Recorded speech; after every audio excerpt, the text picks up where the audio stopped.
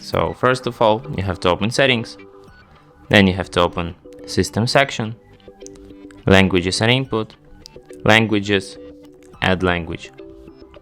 Here you have the whole list of languages. To change system language to Polish, just drag it on top and language will be changed to Polish automatically.